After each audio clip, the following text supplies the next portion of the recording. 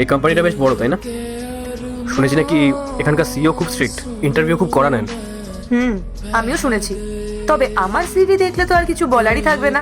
IIM এর tag আছে, বুঝলে? সেটা তো আছেই। আর আমিও আইআইটি থেকে বেরিয়েছি।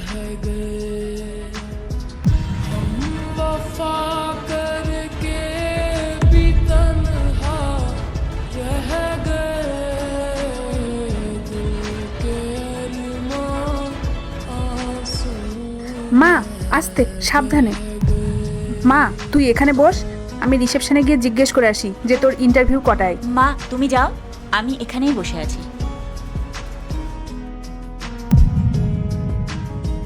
আন্টি, বলছি আপনি কি এখানে ইন্টারভিউ দিতে এসেছেন? না মানে আপনার মেয়েকে নিয়ে? হ্যাঁ বাবা, আমার মেয়ে সোমা এখানে ইন্টারভিউ দেবে। না মানে আন্টি, একবার ভেবে দেখুন না, এটা একটা মাল্টি ন্যাশনাল কোম্পানি। এখানে নর্মাল ক্যান্ডিডেটরা টিকতে পারে না, আর তার মধ্যে আপনার মেয়ে তো চোখেই দেখতে পায় না। আন্টি, ও কিন্তু ঠিকই বলেছে। দেখুন, এখানে কম্পিউটার চালাতে হবে, প্রেজেন্টেশন দিতে হবে, ক্লায়েন্ট হ্যান্ডেল করতে হবে। আপনার মেয়ে তো মানে চোখেই দেখতে পায় না, কি করে করবে এইসব, তাই না? আন্টি, আমি কিন্তু কিছু ভুল বলছি না, রিয়ালিটি বলছি।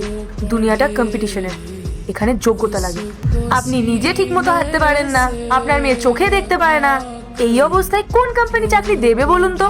দেখুন, এটা কোনো চ্যারিটি না, এটা একটা কর্পোরেট অফিস। আপনি আপনার মেয়েকে নিয়ে অন্য কোথাও গিয়ে ট্রাই করুন। এই যেমন ধরুন কোনো এনজিও। মা ওদের কথায় কিছু মনে করো না, আমরা আমাদের কাজ করতে এসেছি। তুই ঠিক বলেছিস মা, আমরা আমাদের কাজ করতে এসেছি। কাজ? কি কাজ? ওই অন্ধ মেয়ে এখানে কি কাজ করবে? রান্নাঘরেও তো ঠিকঠাক কাজ করতে পারবে না, আর চলে এসেছে এত বড় একটা অফিসে ইন্টারভিউ দিতে। ম্যাম, আপনি আমার সাথে আসুন, আপনার ইন্টারভিউ সময় হয়ে গেছে। মা তুমি এখানে বসো, আমি আসছি। আন্টি, সত্যি বলছি, আপনার মেয়ের জীবনটা এভাবে নষ্ট করবেন না। আরে ও পারবে না, আপনি মেনে নিন এটা। হ্যাঁ, আর আপনিও তো একটা বোঝা। শুনুন, মেয়েকে ছেড়ে দিন আর আপনিও বাড়ি গিয়ে রেস্ট করুন। এই বয়সে এইসব। এই যে চুপ করুন তো, কি হচ্ছে সব? একটু পর আমাদের সিও ম্যাডাম ঢুকবে, আর যদি আপনাদের এই কেলেঙ্কারি জানতে পারে না, তখন আপনাদেরই খারাপ হবে, বুঝতে পেরেছেন? হ্যাঁ ঠিক আছে, আসুন না ম্যাডাম, কি হয়ে যাচ্ছে? আমরা তো সঠিক কথাই বলছি।